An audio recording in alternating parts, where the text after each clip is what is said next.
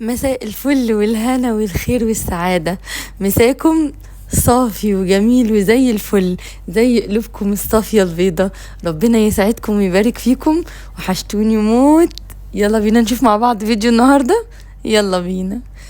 السلام عليكم ورحمة الله وبركاته. اللهم صل وسلم وبارك على سيدنا محمد وعلى آله وصحبه وسلم.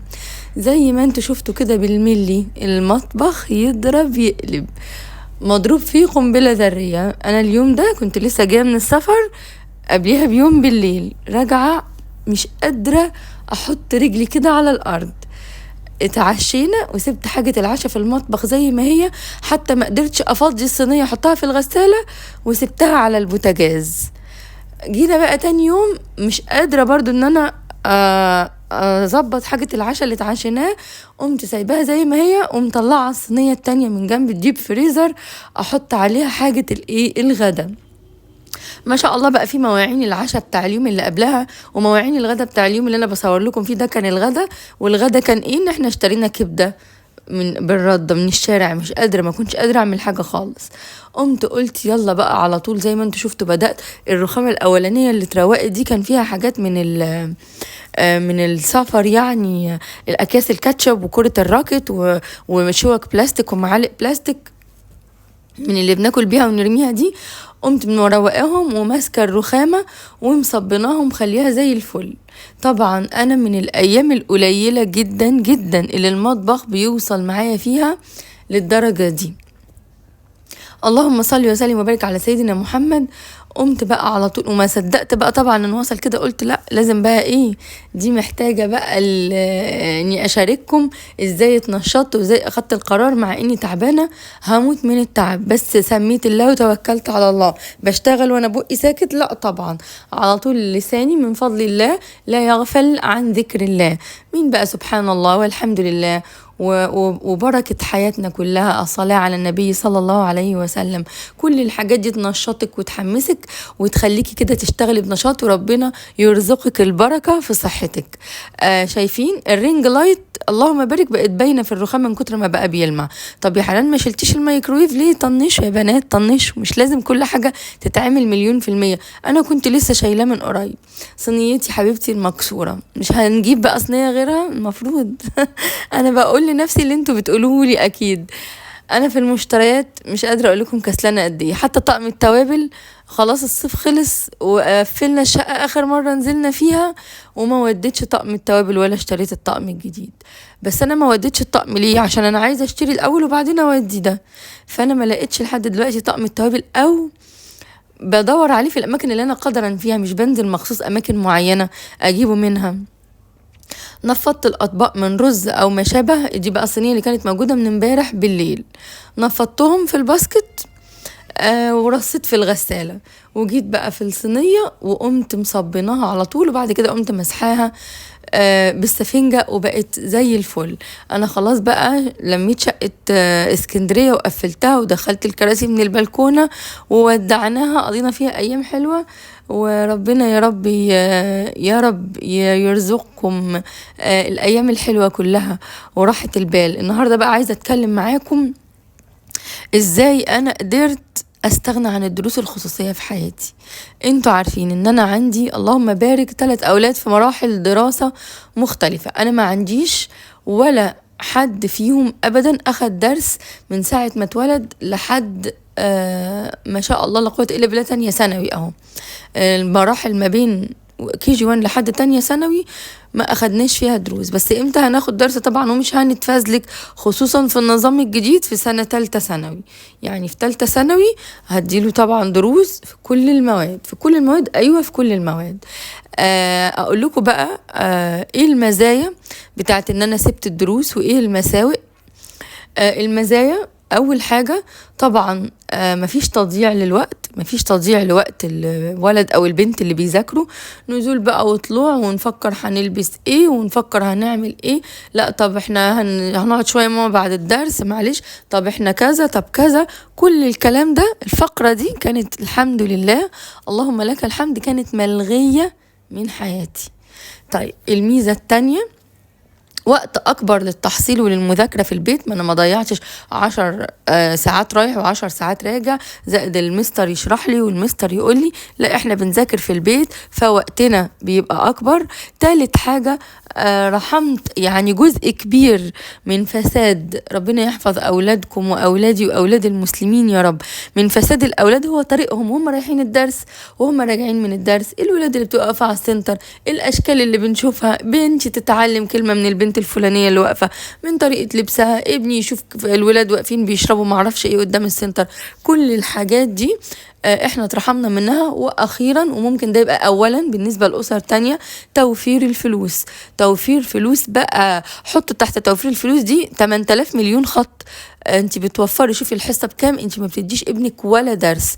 طيب دي المميزات وعرفناها. طب يا حنان انت مستوى اولادك ايه؟ اللهم بارك ما شاء الله لا قوه الا بالله، مستواهم ممتاز. هقول لكم بقى، انا بقول لكم الكلام ده ليه؟ عشان انا اولا عارفه ان انتوا بتحبوني، ثانيا علشان لو اي واحده شافت الفيديو ده دلوقتي او بعد كده بتفكر ولادها لسه صغيرين، تبقى عارفه هي داخله على ايه. طيب العيوب ان مين هيذاكر الولاد؟ ما انت خلاص لغيتي فكره المدرس الخصوصي اللي بيشرح. مين اللي هيذاكر؟ انت طبعا اللي هتذاكري لهم. طيب تمام، ده بيولد ايه؟ بينتج عنه حاجتين. اول حاجه انك لو معاكي اكتر من طفل يبقى انت لازم تبقي متفرغه عشان تقدري تذاكري له، لان انت هتذاكري له كل المواد. بتكلم طبعا بدايه من اول ما يدخل بريب 1 او اولى اعدادي، انت ساعتها لازم تبقي متفرغه لو معاكي اكتر من طفل. ما ينفعش تبقي بتشتغلي وقت الدراسه، يعني انت لو شغلك على قد ايدك انت اللي بتتحكمي، شغاله شغل حر يعني، هتيجي وقت الدراسه وهتوقفي شغل. اكتر من يعني غير كده هتبقي بتنتحري. ولد واحد لا، هتقدري تبقي مواظبه على شغلك وانك تذاكري له. طيب العيب التاني انه ستريس كبير جدا. انت اللي بتخلصي المناهج وعاوزه تخلصيها في وقت معين علشان الامتحانات تبقوا مراجعين وتبقوا مخلصين اللي وراكم، فده ستريس مهول. انا ببقى نايمه بحلم فاضل لنا ايه وخلصنا ايه وايه اللي المفروض نراجع عليه. ومع الممارسه وطبعا والخبره في الموضوع التعليمي ده، عارفه كل ولد او بنت من اولادي، انا بقول ولد على اساس طبعا انا ما عنديش بنات، عارفه كل ولد او بنت ايه نقطه ضعفه في المذاكره اللي هو محتاج ان انا اكد له عليها. ببقى بفكر هنحل على ايه، هنسوي ايه. تخيلوا شرح كل المواد اللي ممكن تتخيلوها بالكامل بيبقى عليا، مراجعتها بيبقى عليا. طيب لو انت اولادك عربي مش لغات، فانت لو معاكي بكالوريوس اي حاجه فانت هتقدري تتابعي ولادك كويس جدا. طب هل يا حنان انت بتبقي عارفه كل الدروس؟ طبعا لا. بمجرد ما بيبداوا يكبروا في سكندري 1 اولى ثانوي، اول سنه سكندري 1 دي كنت انا مش فاكره طبعا ولا الفيزيكس ولا الكيمستري ولا البيولوجي. وطبعا انا لسه المنهج الجديد ده لسه نازل، اي حاجه بتقف قدامي ما شاء الله لا قوه الا بالله اليوتيوب مليان. المستر ده ما عجبنيش، اسمع من المستر ده المقتطفات بس اللي انا مش عارفاها، وبتوكل على الله بفهمها من المستر وبشرحها لولادي.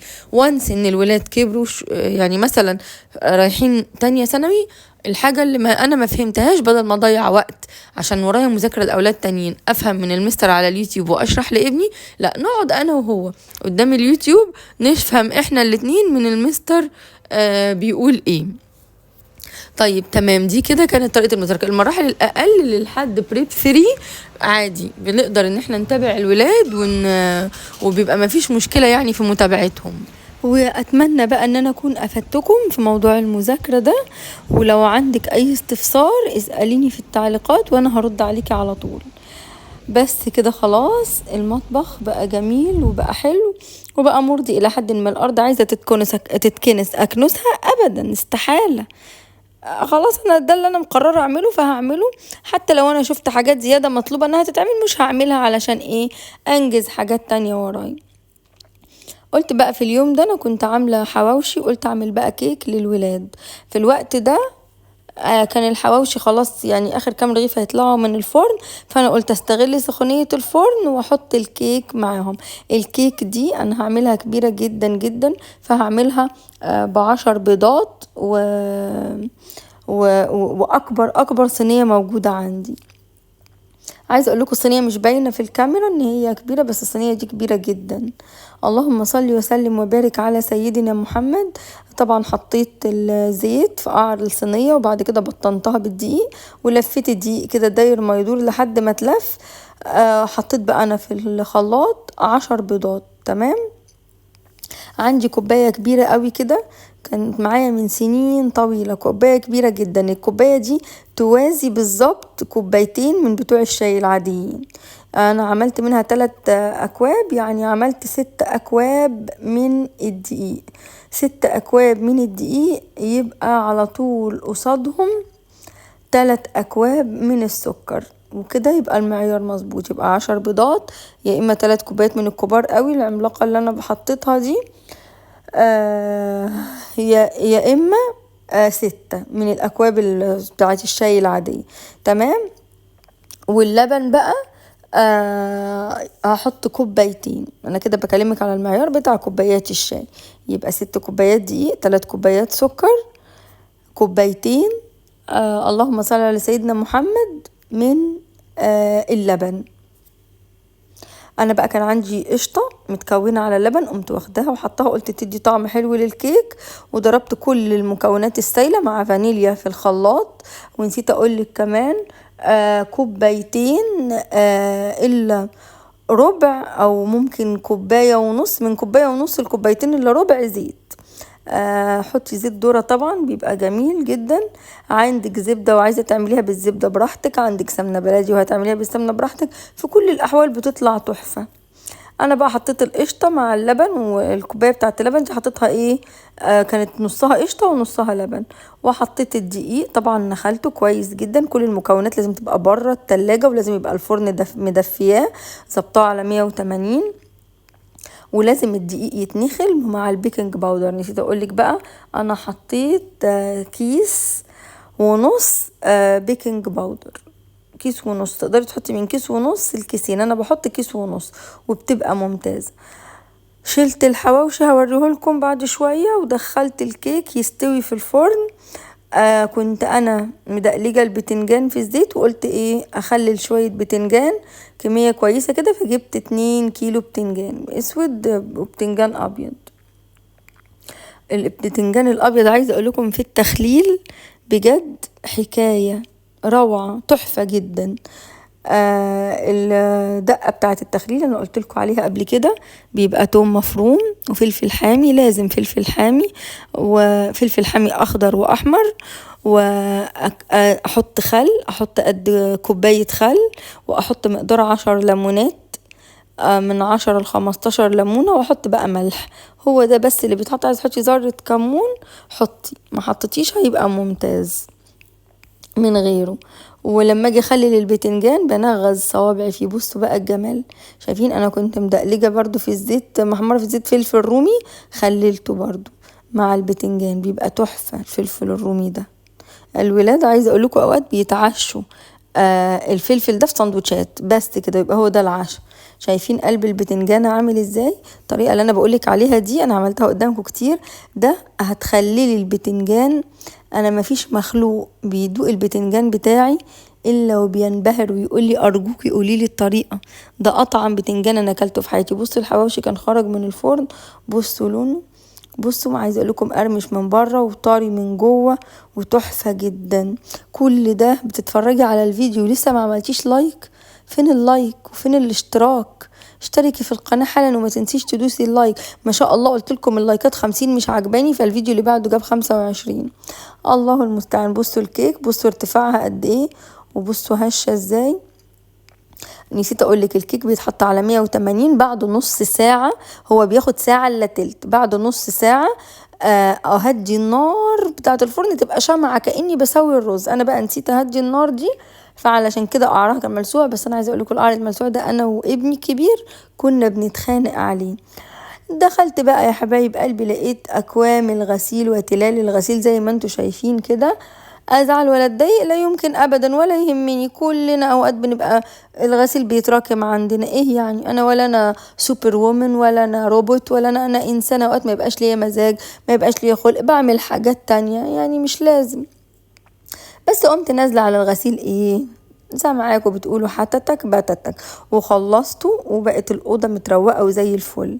حبيت أشارك يومي معاكم النهاردة وأقول لكم إن انتوا وحشتوني وإن انتوا حاجة غالية جدا. شكرا لكل بنوتة جميلة جديدة معايا في القناة، شكرا لكم على اللايك، وشكرا لكم على التعليقات الحلوة اللي زيكم. حبكم بيوصل ويدخل جوه قلبي، وأنا بحبكم أكتر ما بتحبوني. ربنا يسعد أيامكم، والسلام عليكم.